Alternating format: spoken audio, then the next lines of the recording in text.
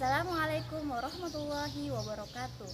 Perkenalkan, nama saya Marjani, jurusan Syariah, program studi Al-Ahwalus Syahsiyah STAI Darul Dakwah wal Irsyad Mangkoso. Di video ini saya akan membahas mengenai pengertian dari ilmu falak, dasar hukum, tujuan mempelajarinya beserta dengan sejarah perkembangan dari ilmu falak. Baiklah, kita beralih ke yang pertama yang mengenai pengertian dari ilmu falak. Pasti teman-teman bertanya-tanya ya, apa sih itu ilmu falak? Untuk itu mari kita bahas pengertian dari ilmu falak. Menurut bahasa, falak artinya orbitan atau lintasan benda-benda langit. Sehingga ilmu falak adalah ilmu pengetahuan yang mempelajari benda-benda langit, khususnya bumi, bulan, dan matahari pada orbitnya masing-masing, dengan tujuan untuk diketahui posisi benda langit antara satu dengan yang lainnya, agar dapat diketahui waktu-waktu di permukaan bumi. Ilmu ini disebut dengan ilmu falak karena ilmu ini mempelajari lintasan-lintasan benda-benda langit. Ilmu ini juga disebut pula dengan ilmu hisab karena ilmu ini menggunakan perhitungan. Dan ilmu ini sering pula disebut dengan ilmu miqat karena ilmu ini mempelajari tentang batas-batas waktu. Dan yang kedua, kita akan membahas mengenai dasar hukum ilmu falak. Oke, baiklah teman-teman. Sumbangsih terbesar ilmu falak dalam Islam adalah peranannya dalam penentuan waktu-waktu ibadah. Dan di dalam Al-Quran terdapat banyak ayat-ayat yang berkaitan dengan bidang ilmu falak, seperti yang tertuang dalam Quran surah Al-Anbiya ayat 33 di mana berbunyi, A'udzubillahiminasyaitonirrajim. Bismillahirrahmanirrahim. وهو الذي خلق الليل والنهار والشمس والقمر كل في فلك يسبحون. Dan dialah yang telah menciptakan malam dan siang, matahari dan bulan, masing-masing beredar pada garis edarnya.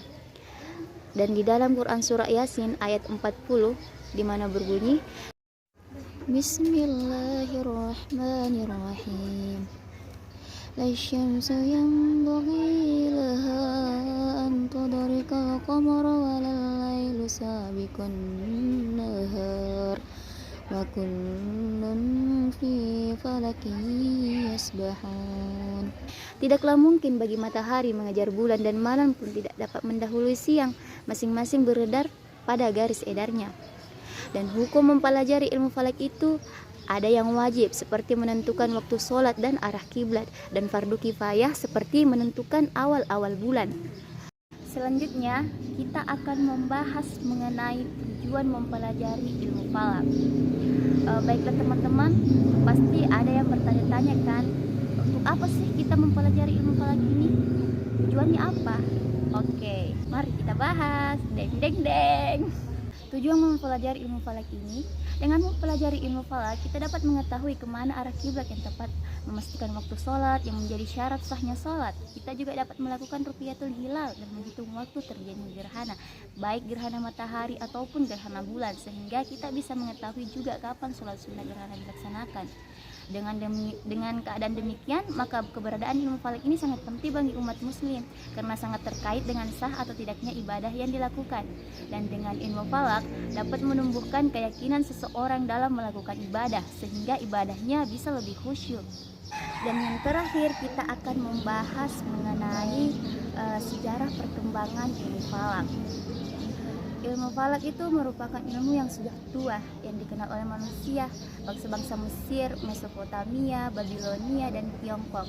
Dan sejak abad ke-20 sebelum Masehi telah mengenal dan mempelajari ilmu falak ini yang dikenal dengan ilmu perbintangan.